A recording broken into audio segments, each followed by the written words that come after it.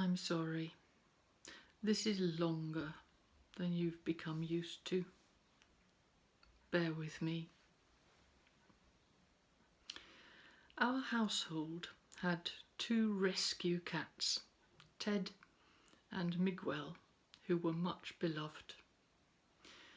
Miguel assigned himself to Alice, and Ted assigned himself to Hebe. Seriously, you never knew cats who had so much love and care lavished upon them. Miguel is black, and Ted was a jellicle cat, white, with a black tail and black splodges here and there, and almond-shaped, calm green eyes.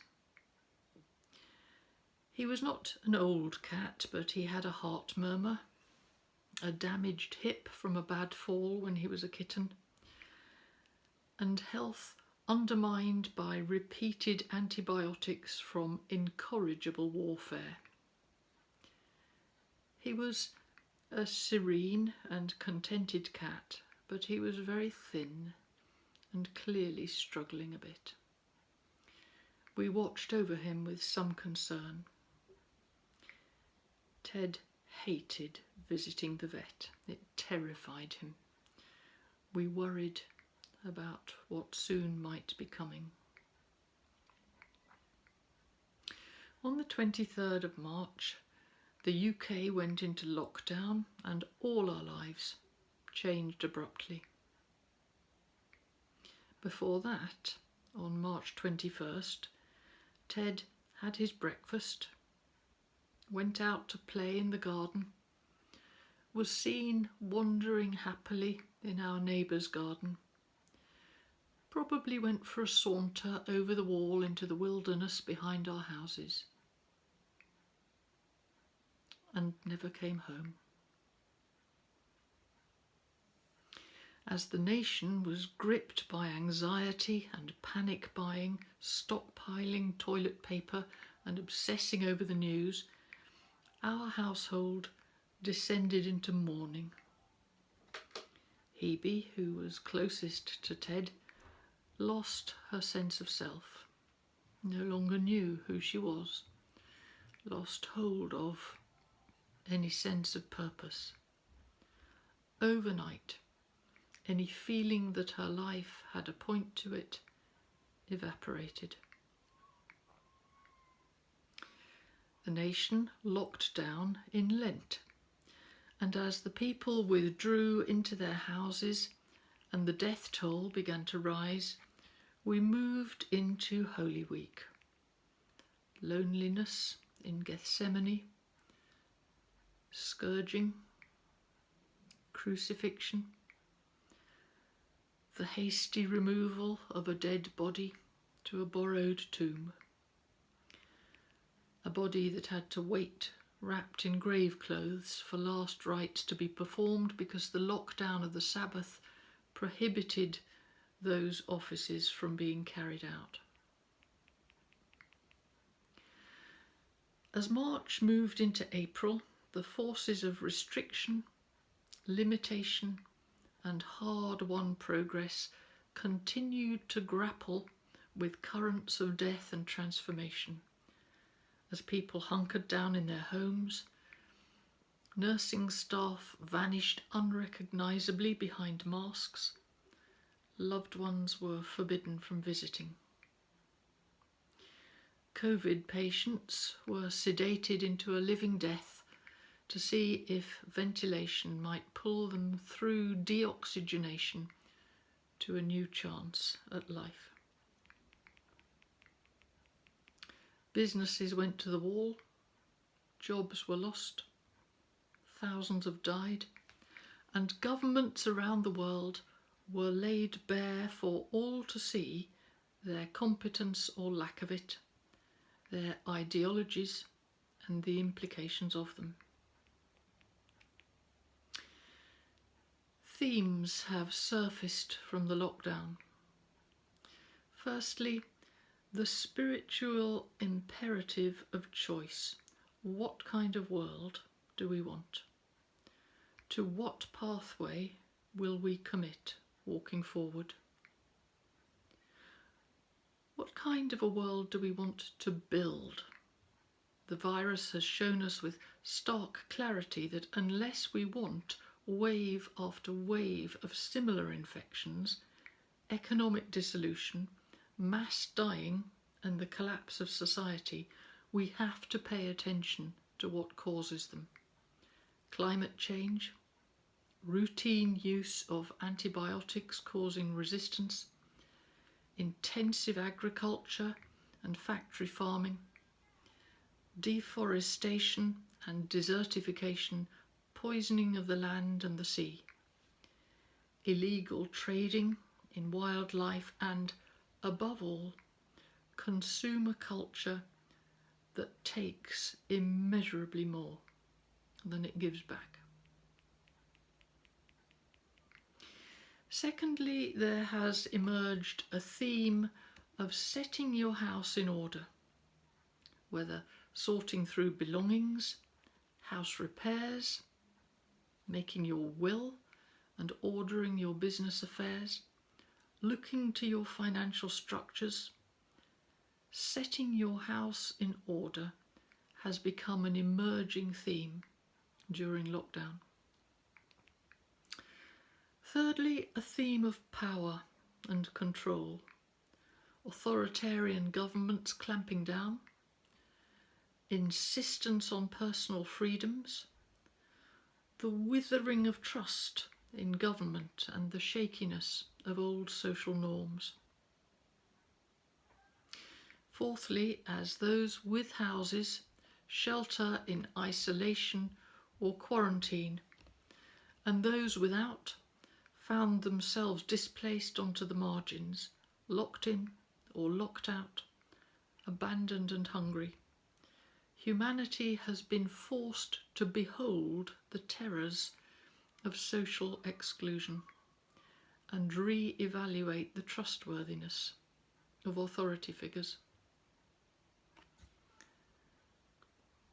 Then fifthly, as April moved into May and daunting realities about the indeterminate nature of the pandemic became apparent, religion, belief systems, life philosophy, the individual's vision, ideals and growth potential all came under review.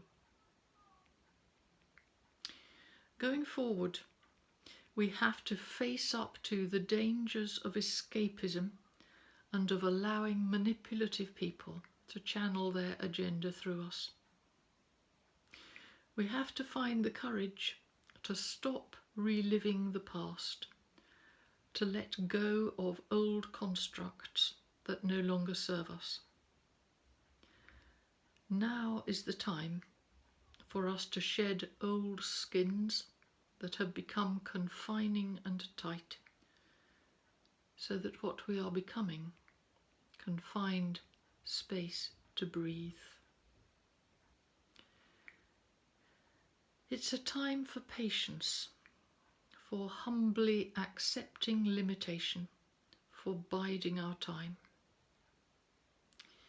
It's the time for being, as Jesus put it, as simple as doves, but as wily as dragons. This is the time for humility and transparency, but not for naivety or credulity.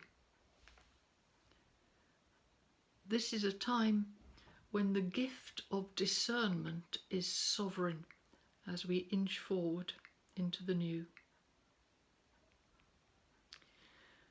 But I told you the story of Ted dying at the beginning of this to bring before your imagination that above all the hallmark of these days is that thing Jesus said: unless a seed falls into the ground and dies, there can be no harvest. What fascinated us in our household was the rightness of Ted's dying. Yes, it was full of sorrow. It rent Hebe's soul as the dying of those we love always tears us in two. And yet, despite the grief and the shock and the loss, it felt so right. A simple, quick, natural end, not protracted by suffering. No frightening visit to the vet, no chemical euthanasia. Simplicity. It was a pointer for us as we looked at the pictures on the news of sedated bodies with tubes of every kind coming out of them. Ted's dying helped us know what we wanted. Above all else, it gently orientated us towards the focus of our present time, which has to do with making peace with death, and this is an imperative for all of us. Whether that comes to us in the form of frightening financial losses, the loss of income sources, the loss of loved ones to death, or isolation and separation from them because of the spectre of death. Whether it is about accepting the bankruptcy of our society and letting go of old habits, leaving the comfort zone of the familiar and the selfish, in favour of shaping a new discipline that regenerates the earth and works for the well-being of all humanity, however it comes to us, the nature of the time we are in is all about death and resurrection. Here in the Campfire Church, we have lit a candle and kept vigil with Peggy's 9-year-old great-nephew Carter as his life gradually and reluctantly ebbed away, until in the end his death came as the most right and the most heartbreaking thing on earth. The task of humanity at the present time is allowing the mortal to put on immortality, letting the perishable die so that we may embrace the imperishable, relinquishing materialism in favour of a path determined by spiritual vision, letting go of the death dealt by cruel authoritarian religion and corrupt, cowardly governance that conspired with mob violence to nail Christ to his cross, in favour of the new and living way of the risen Jesus, the second Adam, the man who came through. This is not achieved without intense discomfort. There is no need to be afraid, but no doubt we will be, when all we know is that some measure of loss will be ours in this immense transformation, be it our home, our income, our health, our life itself, or simply the comfortable familiarity of the way things used to be. Of course we will be afraid. We are only human.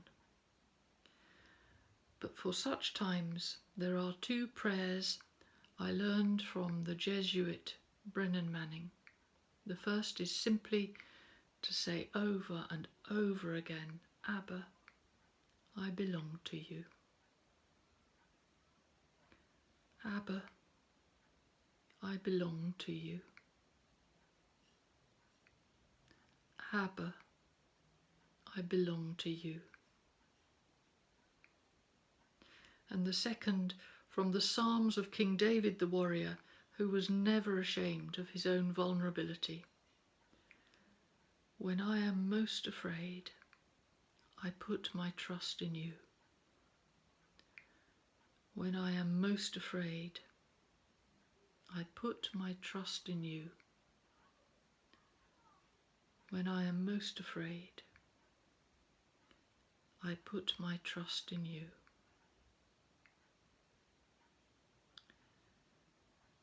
The darkest hour is just before the dawn. There's a new day coming.